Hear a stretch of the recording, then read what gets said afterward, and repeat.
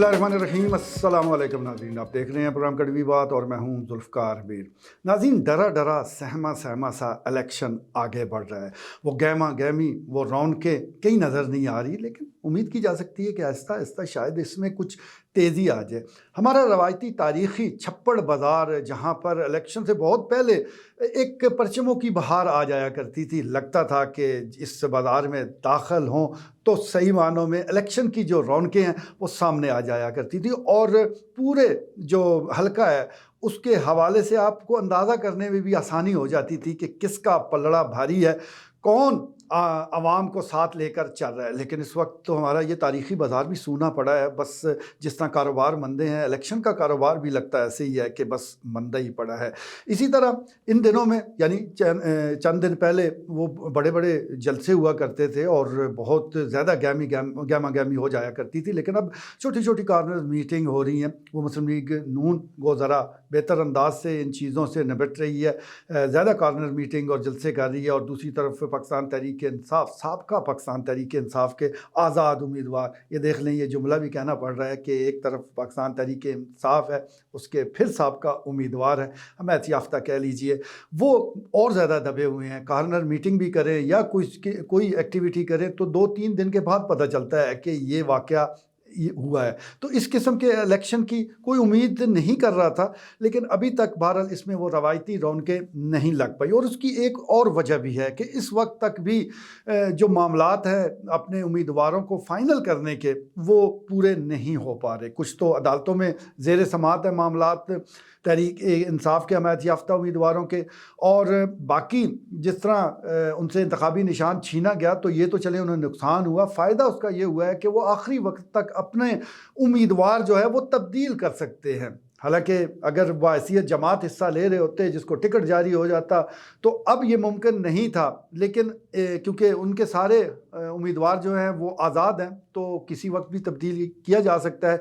यही वजह है कि खबरें आ रही हैं कि चकवाल समेत मुतअद्दिद हलकों में जो उनके उम्मीदवार हैं वो तब्दील हो रहे हैं। ये सोशल मीडिया की खबरें हैं, बताया जा रहा है। लेकिन हम ज़िला चकवाल की बात करेंगे तो यहाँ हलका NA 59 के हवाले से मुसद्दका इतला यही है कि यहाँ पर कुछ तब्दीलियाँ वो की जा रही हैं। पहली बड़ी तब्दीली तो ये हो सकती है कि चौधरी परवेज़ इलाही, जिनकी कागजात मुस्तरद होने का फ़ैसला महफूज है, किसी वक्त भी मंजर आम पर आ सकता है, किसी वक्त भी ये फ़ैसला सुनाया जा सकता है। तो ये फ़ैसला बड़ी अहमियत का हामिल है। अगर उनके हक़ में आया तो फिर वो हल्का NA 59 में पक्के उम्मीदवार है और पहले वाले यानी रोमान अहमद वो साइड पर हो जाएंगे।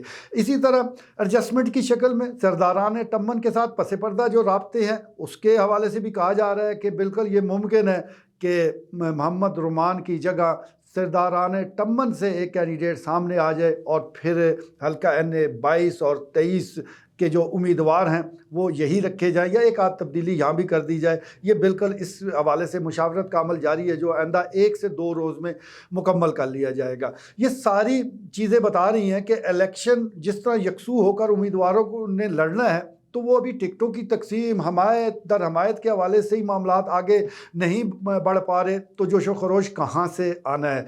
दूसरी हम ये भी देख रहे हैं कि बड़े बड़े जो धड़े हैं, जो जमातें हैं, जो पहले ही दिन किसी न किसी उम्मीदवार किसी न किसी जमात के साथ हो जाया करती थी, हमायत का ऐलान कर देती थी, लेकिन अब चंद दिन पहले भी सोच विचार का अमल जारी है, दोस्तों से मुशावरत हो रही है, जमात के अंदर मुशावरत हो रही है। मिसाल के तौर पर तहरीक खुदाम अहले सुन्नत वल जमात, जो कि हल्का NA 58, 59 दोनों में एक अच्छा खासा वोट बैंक रखती है, लेकिन उसने भी अभी तक बाज़ाब्ता तौर पर किसी उम्मीदवार की हमायत का ऐलान नहीं किया।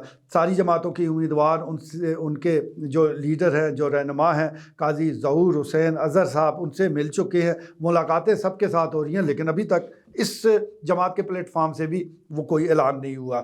इसी तरह डोडियाल मरकज़ की अगर हम बात करें तो यहाँ पर भी जो अवामी इत्तेहाद ग्रुप है वो भी मुशावरत का अमल जारी रखे हुए है और अभी तक उनकी तरफ से भी बाज़ाब्ता ऐलान नहीं हुआ। वो इशारे मिल रहे हैं کہ وہ کیا فیصلہ کرنے جا رہے ہیں، لیکن جس طرح ایک گروپ کے پلیٹ فارم سے اعلان ہونا چاہیے وہ نظر نہیں آ رہا۔ لیکن اس کے ساتھ ساتھ اگر ہم سرحال کی بات کریں تو یہاں چودھری نثار عباس ہے، سابق ایم پی اے اعجاز فرحت ہے، کم سے کم وہ کلیئر ہو چکے ہیں اور انہوں نے چودھری ایاز امیر کی حمایت کا اعلان کر دیا ہے، تو انہوں نے تو اپنے معاملے کو کلیئر رکھا ہے۔ اسی طرح لطیفال گروپ ہے، ان کے حوالے سے بھی بالکل واضح ہے، وہ بھی نون لیگ کے ساتھ کھڑے ہیں۔ لیکن اور بہت سارے چھوٹے جو دھڑے ہیں وہ ہچکچا رہے ہیں، خاص طور پر پاکستان تحریک انصاف کی حمایت کے معاملے میں کچھ نہ کچھ پریشانی یا ہچکچاہٹ کا شکار ضرور ہے، اور دوسری طرف نون لیگ ہے، وہ شہر ہو، مضافاتی علاقے ہوں، تو اپنی حمایت میں وہ آئے روز اضافہ کر رہے ہیں، کم سے کم اعلانات ہمارے سامنے ایسے ہو رہے ہیں۔ تو یہ ساری